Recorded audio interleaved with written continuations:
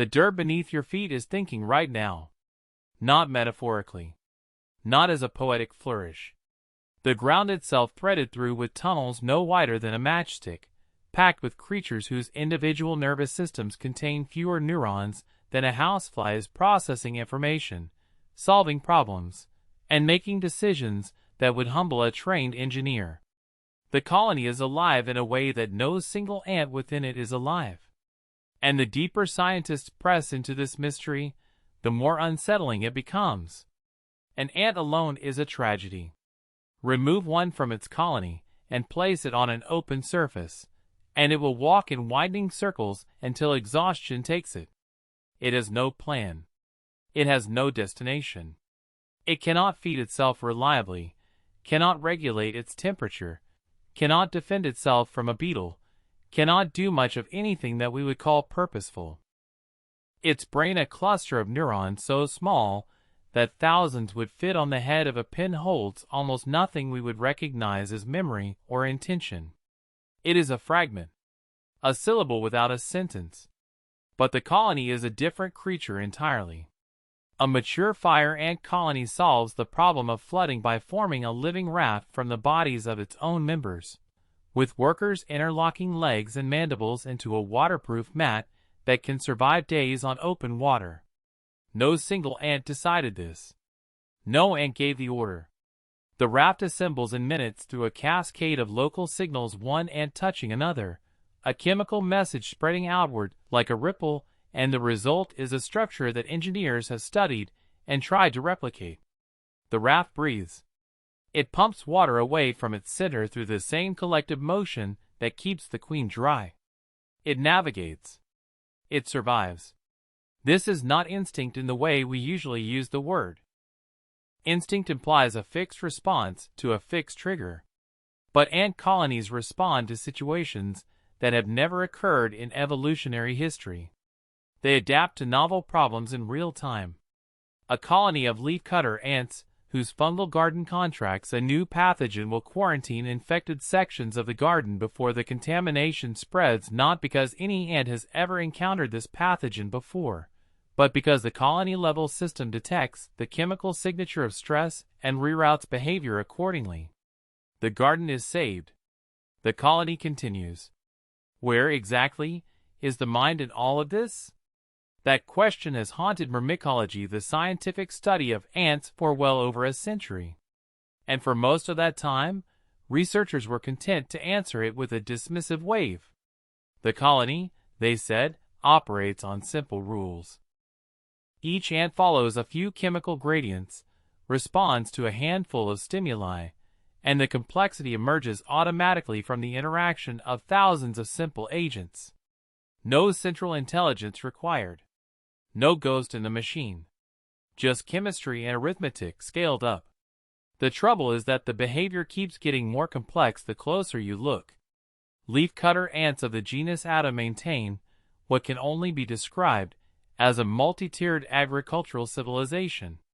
They cultivate a specific fungus, one that exists nowhere in nature except inside their colonies, tending it across multiple chamber levels, each maintained at a different humidity and temperature suited to a different stage of fungal growth. Different castes of workers perform different agricultural tasks. The smallest workers, barely 2 millimeters in length, spend their lives doing nothing but weeding, removing foreign spores from the garden with a precision that researchers using electron microscopes have confirmed rivals any human horticultural technique.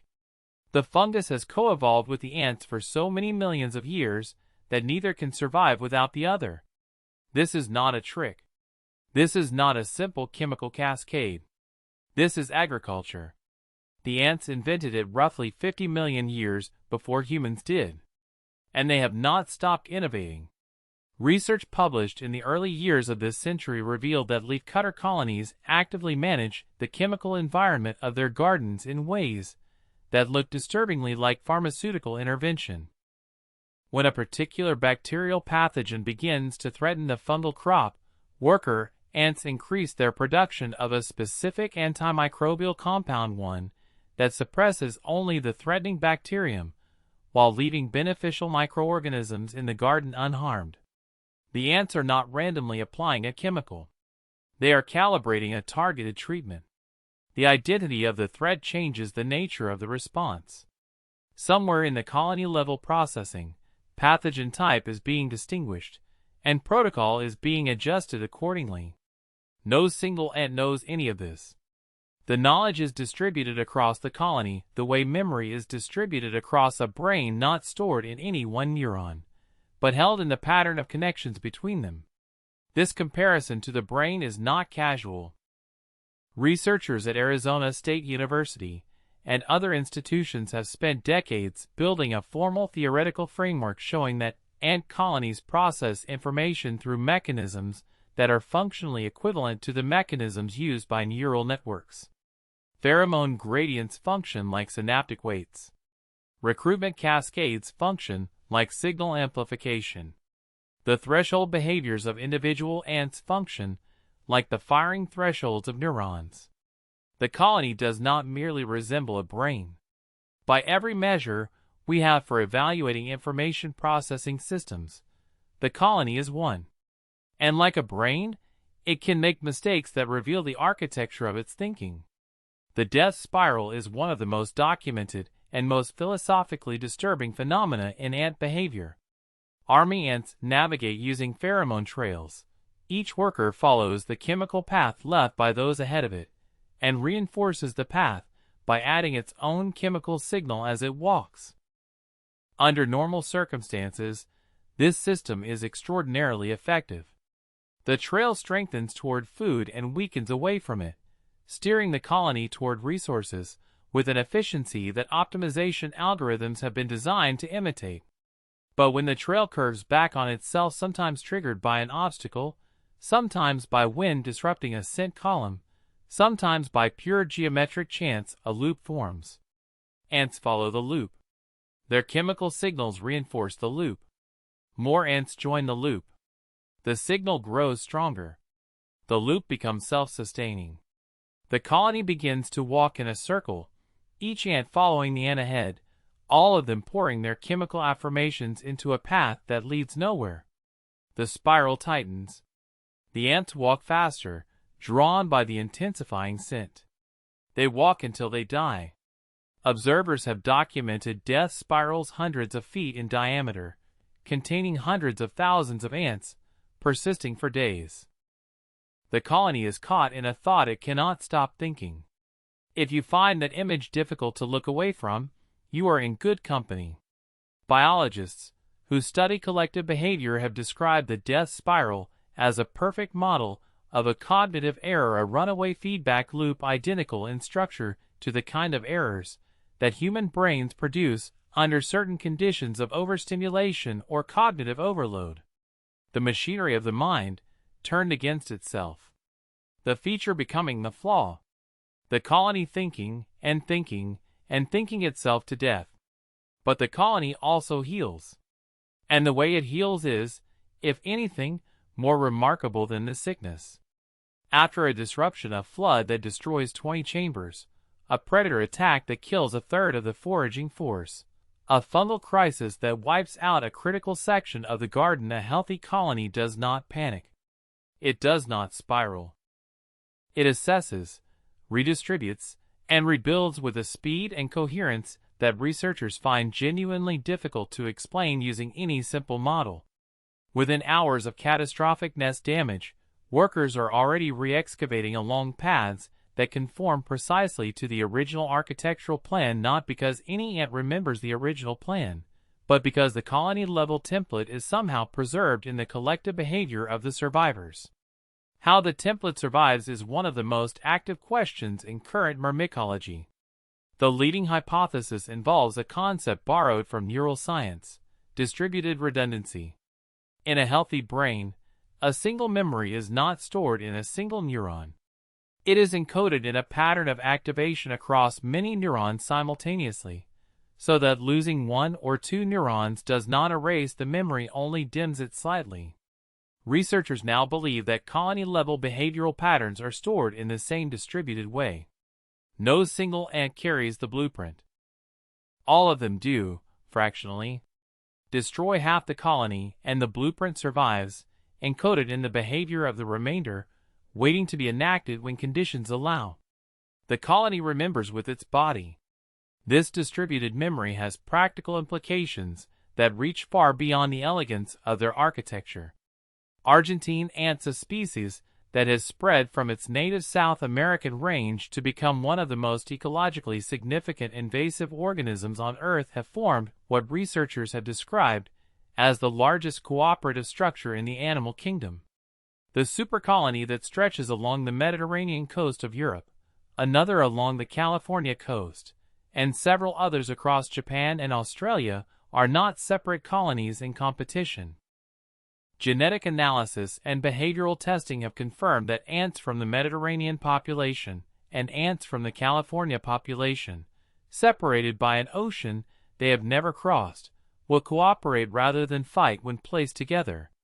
They recognize each other as can across intercontinental distances, united by a chemical signature so stable that it has persisted through multiple generations and thousands of miles of geographic separation. This is not merely a curiosity. It is a superorganism in the truest sense, a single entity whose body spans continents, whose nervous system is distributed across billions of individuals, and whose behavior is coordinated without any central command. The total biomass of Argentine ants in Europe alone is so vast that calculating it in conventional terms becomes almost meaningless. They are not guests in the ecosystem.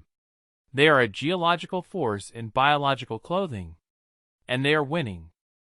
Native ant species across the Mediterranean basin, in California, in parts of Australia, have been functionally eliminated from entire regions not by any single devastating event but by slow, relentless competitive pressure, the supercolony flooding every available niche, exploiting every available resource with an efficiency that no native species, evolved for competition with a diversity of rivals, can match. The supercolony does not compete. It saturates. It replaces. It thinks like a single mind and acts like a single army, and its campaigns have been running for decades without any sign of internal conflict or strategic error. The only thing that stops Argentine ants, it turns out, is Argentine ants. At the boundaries between different supercolonies, and there are a handful of genuine boundaries, places where the chemical identity of one vast network meets the chemical identity of another, warfare breaks out with an intensity that makes the competitive pressure on native species look gentle. Border zones between the European supercolony and a rival Catalonian population have been described as permanent killing fields, narrow strips of territory where millions of ants die every year in combat that never resolves and never stops. The two sides are genetically almost identical. The difference between them is purely chemical, a slight variation in the cuticular hydrocarbon blend that each colony uses to identify its own members. That difference is enough to generate a war of unimaginable scale. The colony recognizes self and not self in a manner that is, mechanistically, almost indistinguishable from the immune system of a vertebrate body. The parallel is not coincidence. It is convergent evolution, two entirely different biological architectures arriving at the same solution to the same problem, through entirely separate paths, separated by hundreds of millions of years of evolutionary time. Intelligence, wherever it arises, keeps building the same tools. This convergence has become central to a new field that sits at the intersection of neuroscience, computer science, and evolutionary biology, a field concerned not with what ants do, but with what ants are. The working hypothesis, supported by a growing body of research, is that the colony represents a third tier of biological cognition. At the first tier is the neuron, a single cell capable of receiving signals, processing them in a limited way, and passing a signal onward. At the second tier is the brain, a network of billions of neurons, whose collective activity produces perception, memory, decision-making, and consciousness. At the third tier is the superorganism, a network of millions of brains, whose collective activity produces something that, by every functional criterion, qualifies as cognition. The question researchers are now asking is not whether this colony-level cognition exists. The evidence for its existence is overwhelming. The question is whether it has a subjective dimension, whether the colony experiences anything, whether there is something it is like to be a superorganism, in the same way there is something it is like to be a human being sitting in the dark, aware of the darkness. That question cannot currently be answered. But the asking of it marks a profound shift in how biology understands the boundaries of mind. The ant colony did not wait for our understanding to catch up. It has been solving problems we consider distinctly cognitive for time periods that dwarf the entire history of our species. Weaver ants in Southeast Asia use their own larvae as living tools, holding them in their mandibles and pressing them against leaf edges, while the larvae emit silk, essentially using infant bodies as biological glue guns to construct elaborate arboreal nests. The behavior requires coordination between adult workers that goes beyond any simple stimulus-response chain. Workers holding larvae must hold them at precise angles. Workers joining leaf edges must maintain precise tension. Workers overseeing the process, and there do appear to be workers whose function is supervisory rather than directly constructive, must coordinate the timing of silk application across multiple simultaneous work sites. The nest gets built. It holds. It works. Would ants in European forests engage in a practice that researchers spent years refusing to describe in the terms that now seem most accurate: medicine? Infected workers consume plant compounds with documented antimicrobial properties, compounds they do not seek out under normal circumstances in quantities precisely calibrated to the severity of their infection. They self-medicate. And when healthy ants are experimentally exposed to these compounds in the same doses, physiological markers of stress appear. The medicine is real medicine, not simply a food preference. It is a compound that healthy individuals avoid because its effects are neutral or slightly negative in the absence of infection, but that sick individuals consume because the benefit outweighs the cost. No ant neurologist taught them this. No colony physician developed the protocol. It emerged from a process so deep in evolutionary time that the distinction between learning and knowing begins to dissolve. Because that is the most disorienting feature of ant cognition, the one that the human mind keeps sliding off of. The colony knows things that no individual ant has learned. The knowledge is not stored in experience. It is not encoded in culture. It is built into the architecture of the system itself, inscribed in 10 million years of selection pressure, and it is more reliable than memory, more durable than culture, more resistant to catastrophic failure than any information storage system that human engineers have built. Flood the colony. Poison half its workers. Destroy the queen. The survivors will rebuild. They will rebuild correctly. The knowledge cannot be destroyed because it is not located anywhere that can be targeted. The colony is not merely intelligent. It is robust in a way that intelligence, as we normally conceive of it, is not. Consider what that means for the architecture of ant society. A human civilization falls when its central nodes fail, when its capital is taken, when its leadership is killed, when its critical infrastructure is disrupted. The history of warfare is essentially the history of targeting such nodes. But the ant colony has no capital. It has no critical infrastructure in the sense of a component whose failure cascades into system collapse. Every chamber is redundant. Every worker is redundant. Every trail is redundant. The system degrades gracefully under pressure and reconstitutes itself when the pressure lifts, drawing on that distributed memory, that colony-wide template that no individual ant holds, but that all of them embody collectively. Military planners have studied this. Network designers have studied this. Epidemiologists modeling the resilience of public health systems have studied this. The ant colony, as a model for robust distributed systems, has generated a substantial scientific literature across engineering disciplines that have nothing formally to do with entomology. The colony keeps teaching because the colony keeps working, in circumstances where every engineered system we have built would have broken down. The tunnels themselves encode information. Researchers using microcomputed tomography, a scanning technique that produces three-dimensional maps of internal structures, have found that the geometry of ant nest architecture is not arbitrary. Chamber sizes are precisely calibrated to the metabolic needs of the populations they house. Tunnel diameters optimize airflow for CO2 removal and oxygen delivery.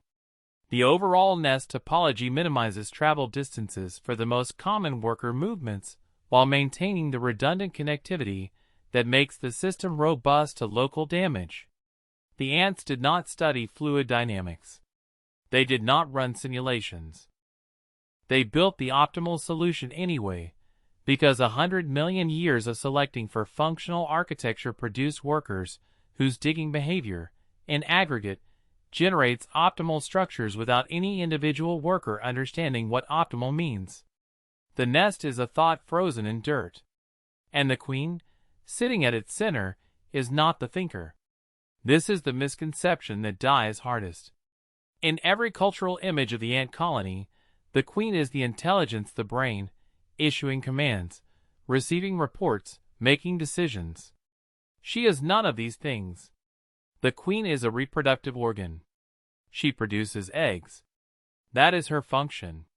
The decisions of the colony are made nowhere and everywhere simultaneously, distributed across the chemical dialogues of thousands of workers who have never met each other and will never directly communicate, and yet, through the web of indirect signaling that their combined behavior creates, produce outcomes of staggering coherence and complexity.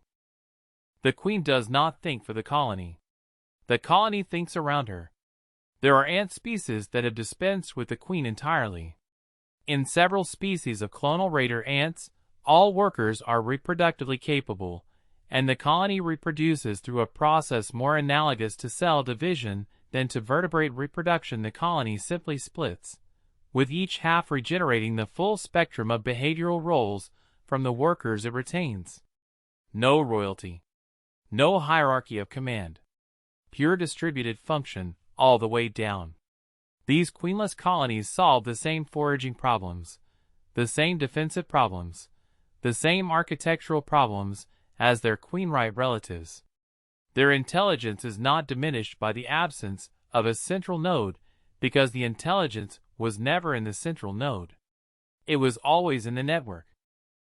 Researchers studying the transition between individual behavior and collective cognition have identified the precise moment when an ant stops being an ant and becomes part of something larger.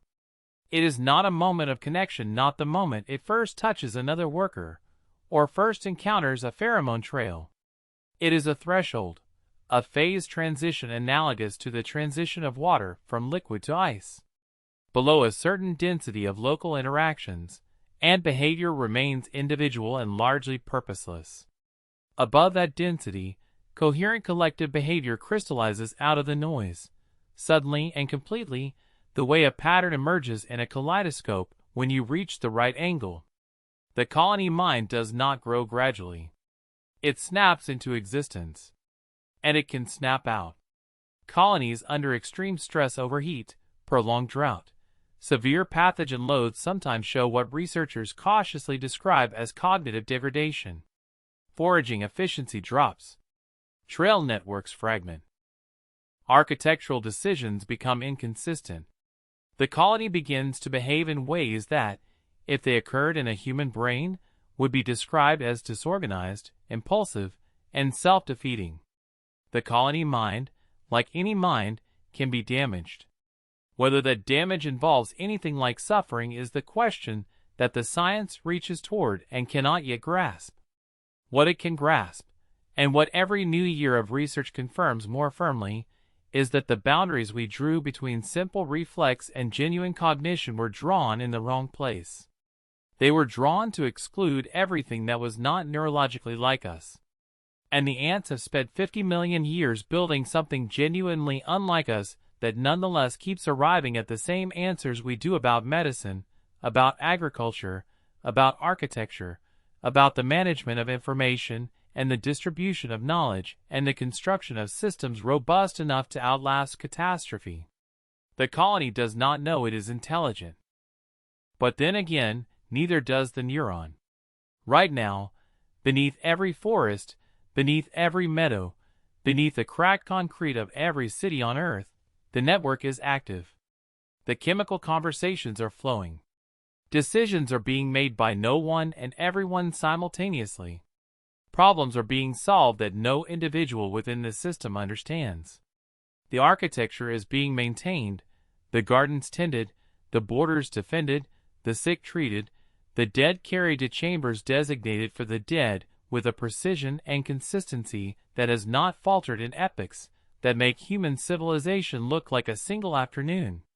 And somewhere in the chemical dark, in a tunnel thinner than a human hair, a single ant pauses for a fraction of a second before choosing a direction. That pause, that infinitesimal hesitation before the turn is the colony thinking. That choice is the colony choosing. That ant, moving forward again into the dark, is intelligence in motion, carrying within its behavior a fragment of something vast and ancient and, in ways that matter more than we have yet learned to measure, profoundly, disturbingly alive.